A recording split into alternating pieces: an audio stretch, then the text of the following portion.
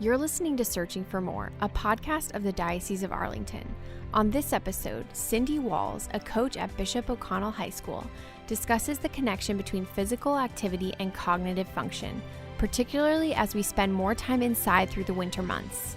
Getting your body moving is the key to a healthy brain, no matter what your age is. You know, the 3-year-old playing in the backyard to, 90-year-old mom, grandma, great-grandma just walking in the grocery store. Cindy holds a master's degree in counseling and has years of experience working on mental health issues. Hear her discuss the importance of physical activity in our holistic health and offer immediate steps we can take to improve our outlook. This episode's host is Amber Roseboom, Director of Media Relations for the Diocese of Arlington. Cindy, thank you so much for taking time to be with us today. We are connected. You're in Florida, is that right? I am in beautiful Ponte Vedra Beach, Florida, which is about 30 minutes south of Jacksonville and 30 minutes north of St. Augustine. All right. Where my parents have a place. That's ocean. Fantastic. It's a beautiful part of the country. Gorgeous. Mm-hmm. Well, like I said, thank you so much for taking time to be with us today. We're going to talk about an important issue, I think, particularly this year, as so many of us have been, sequestered inside for extended periods of time. And that's the importance of the link between physical activity and cognitive function. We're indoors so much, as I said, and particularly as we find ourselves in the colder months, maybe you not as much in Florida, but us here in Virginia, it is brisk and windy. So I think a lot of folks are going to be interested in what you have to say. I have to admit, I got this, we talked a little bit about this over the phone in the last couple of weeks, but I got the idea from my brother, who's a teacher. He's a phys ed teacher at Chicago's Walt Disney Magnet School. And he spent his career working on these issues with at-risk kids, really spending a lot of time focused on the importance of getting them active and how you see the benefit really holistically across all aspects of their life. So finally, years and years later, he's pounded this into my head, and I get it a little bit, but you're an expert. You have a master's degree in counseling, years of experience working on mental health issues. I think it's so cool. Now you're a cross-country coach for Bishop O'Connell. And so you see firsthand with youth still the link between physical education and cognitive learning and abilities. And so we want to draw on that expertise to learn a little bit more about the connection. Can you begin just kind of by laying that out? What does that mean? There's a connection between those two things, and how do we see that in our lives? Yeah, there is absolutely a connection. And, it's the National Institute of Health Studies, NIH, recently did a study on the correlation, which is fabulous because this is your first question. And they found that an increase in physical activity, anything, minuscule increase in children and adolescents directly increases cognitive functioning, and not only that, but academic performance. And this cognitive functioning, the areas are like attention, processing, memory, long and short-term goal setting. And these things are just absolutely essential to a youth's development. And also, then it transitions and enables all people to succeed in their life on a physical and a cognitive level. And I always say just small amounts of aerobic exercise every day. And that could be like a brisk 10-minute walk, half a mile run, biking, kicking a soccer ball, anything that increases your heart rate, which translates into, your body pumping more oxygen-rich blood to your little brain, and thus releasing out several hormones, but one really important one, endorphins, which I said it just provides an excellent opportunity for growth of those new little connections in your brain. And to simplify all this, it's like I always say, getting your body moving is the key to a healthy brain, no matter what your age is. You know, the 3-year-old playing in the backyard to, 90-year-old mom, grandma, great grandma, just walking in the grocery store. So just keep moving, and your brain will benefit. That makes sense. And like I said, I think a lot of us have heard a lot about that in the past, and now we find ourselves more in a situation where we need to really implement it into our daily lives. Do you think that the pandemic has had an impact on physical activity overall? Absolutely. And I wish I could say we're better now than we were, but the World Health Organization has recently done a study since March. One little thing they did was because via smartphones they can track people's steps, and they found, which is absolutely astounding and really concerning to me, that we have had worldwide a 50% decrease in the amount of steps walked on a daily basis since the pandemic began. I mean, that is incredible. I had not heard that. Wow. And on the flip side, I think people, maybe it's a false sense of security or whatever, but people say, you know what, since the pandemic, I've seen families out walking their dogs, kids playing, all these families out and about exercising, but the majority of people are exercising much less during the pandemic. So it's really distressing, actually. That is incredible. And so when you... There's so many reasons, Amber, for it, and it's like we have a lack of access. All the closures of the gyms, swimming pools, your fitness place, parks, playgrounds, a lot of them were closed for some time, and we are creatures of habit. And when we had a regular exercise routine and it was interrupted in March, we're either unable or some of us unwilling to make the necessary shift into something new, and we get so comfortable in our old ways of exercise, whatever, we met a group and now there's a change, and as so often, change is somewhat uncomfortable, and people haven't been able to make that shift. And then the lack of motivation. I mean, our short and long-term goals for exercise, a lot of people say, okay, I'm going to do a 5K, or I'm going to do a marathon, or I'm going to have, be in this tennis match. And now those things aren't happening. So I think a lot of people are like, they're checking out. I have no motivation. So what do? They are sedentary.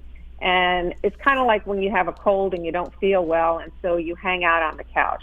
Well, by the end of the day, you feel worse than you did when you woke up because you're just buying into sedentary nature, where if you are not feeling great, but it's not life-threatening, and you get up and you do a little physical exercise, I promise you by the end of the day, you won't feel any worse than you did when you got out of bed, but you probably will feel a little better. Start to feel better. Yeah, it does make sense. I also think you hit on something that's so important, and we've all experienced it. With the onset of the pandemic, every habit, every kind of daily way of operating that we got used to when we went to the grocery store, when we exercised, when we went to and from work, took children to and from school, all that changed in an instant. And so it was the need to reestablish new patterns, not just for survival, when do we get food and stuff, but for health. And exercise is one of those. That's an incredible statistic that you just gave us. I was not aware of that. 50% decrease worldwide. Yes. How do we see that surface then, emotionally and intellectually?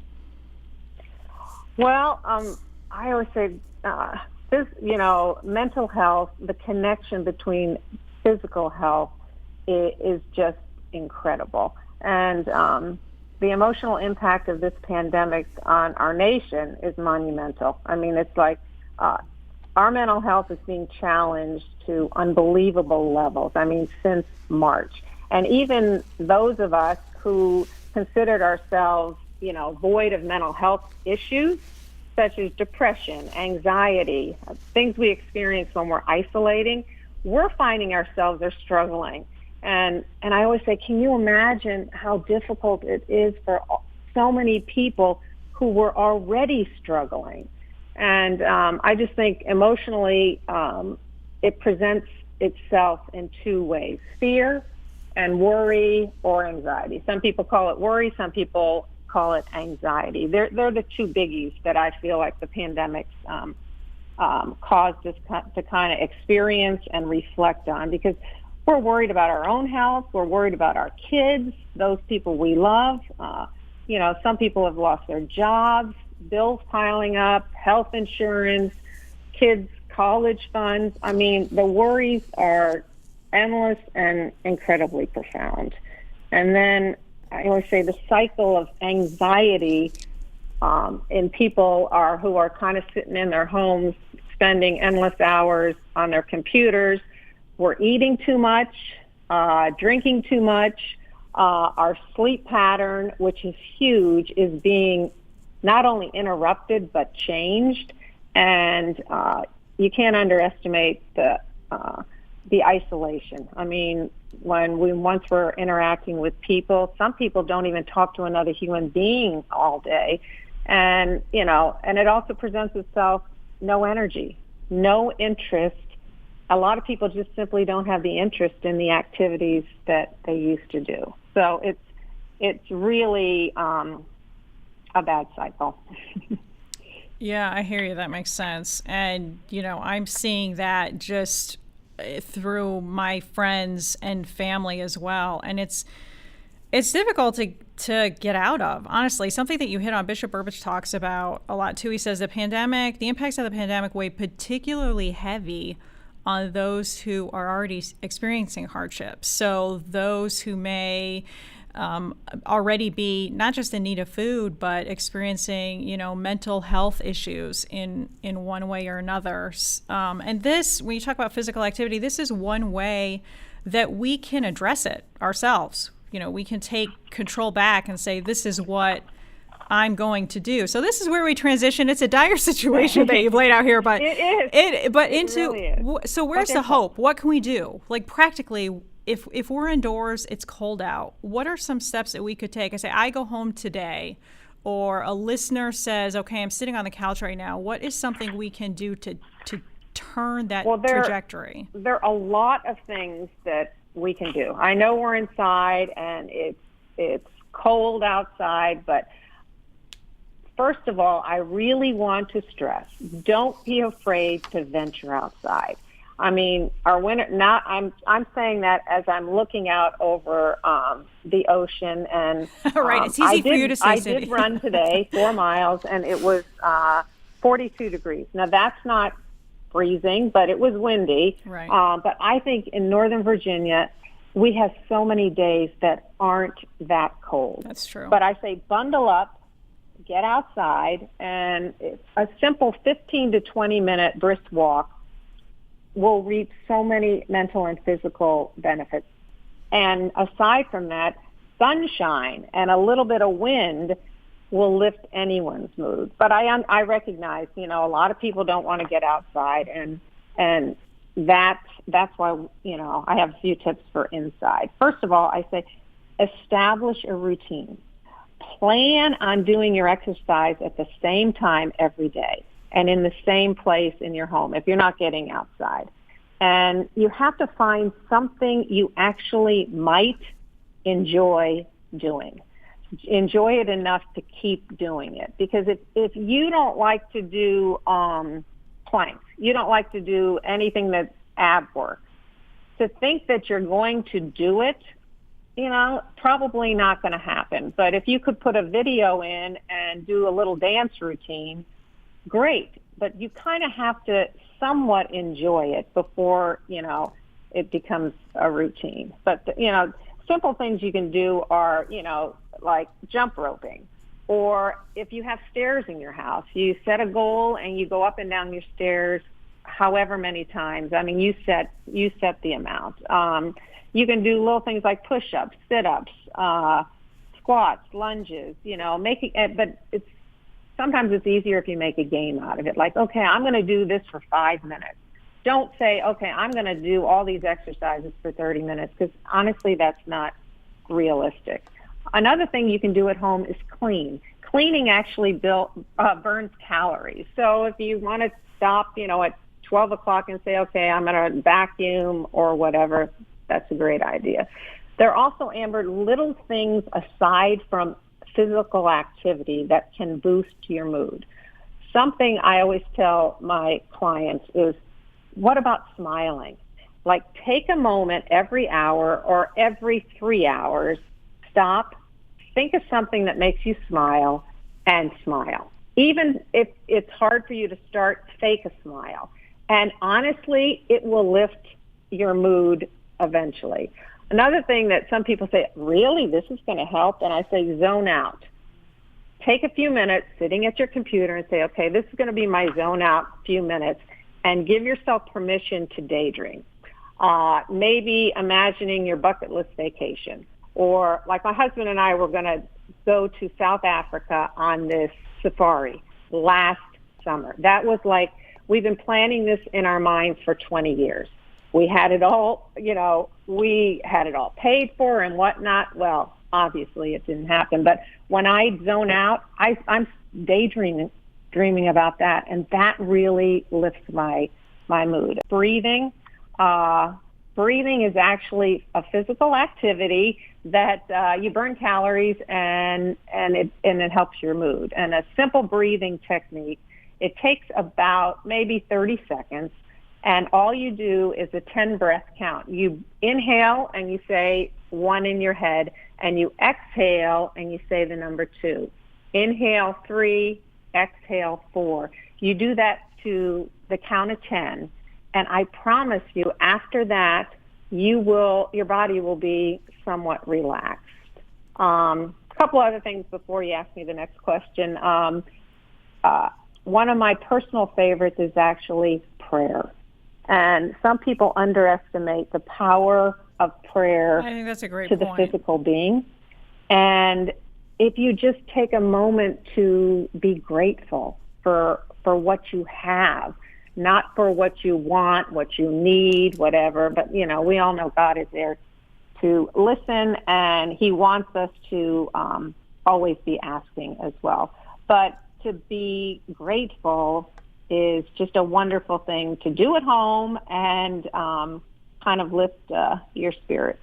And, if you're on your computer, there is a wealth of opportunity for physical activity. I mean, YouTube, Pinterest, all the fitness video games. There's just a wealth of opportunity out there available. So those are great points, Cindy. And, the two things that really stuck with me to take away that you hit on are routine, the importance of making it a routine, and then finding something that you like. You said a dance routine. I was like, okay, I can buy into this. I'm in. That sounds great. You talked about routine. How long? Is there a general period of time where someone could say, okay, if I did this for a couple weeks, I'm going to start to see an impact?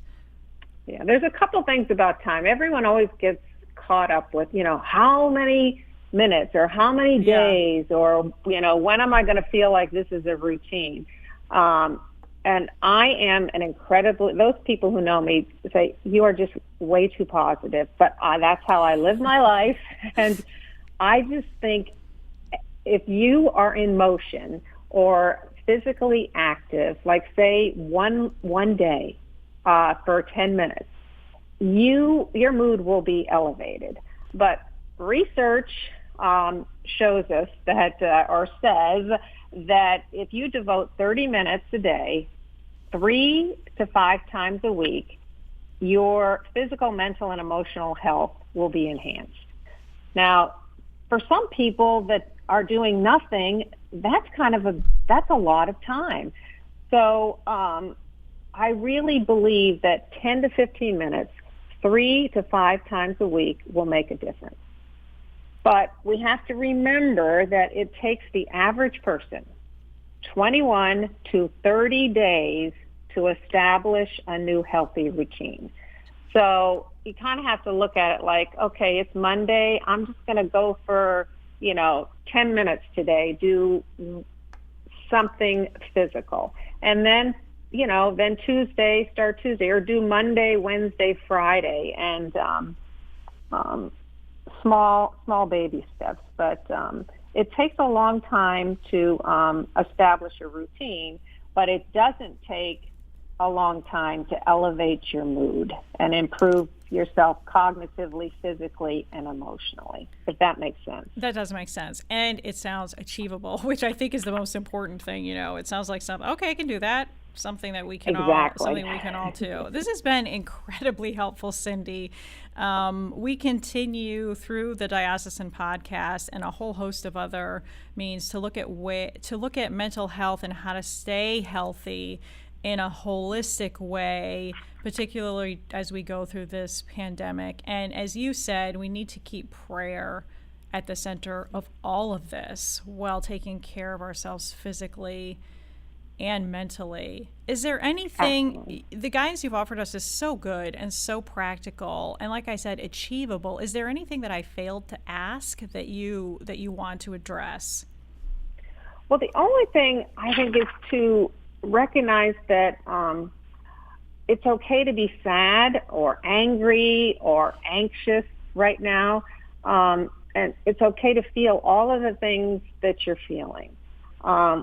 We just put so much pressure on ourselves to be happy and healthy, and we feel worse because we're down and we're in this, isolated situation. But recognize, okay, people, we're in a global pandemic. It would be really odd if people weren't feeling down or unmotivated. That's a very good point. This is what, we have. But even more reason to recognize that God has a plan. He has already figured all this out. Right. We are just traveling on the road that He's laid before us. That's right. And I don't know about most of your listeners, but I have absolute faith that He is going to carry us through this, and we're going to be okay. But know that we're all in this together, and because we're talking about physical fitness and mental health today, physical activity can make a difference in your life.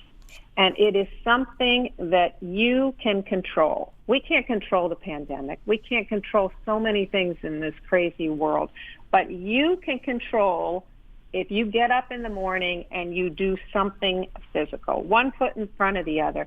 And I promise you, it will make a difference. There is healing. There is physical, mental, emotional benefits when you are in motion.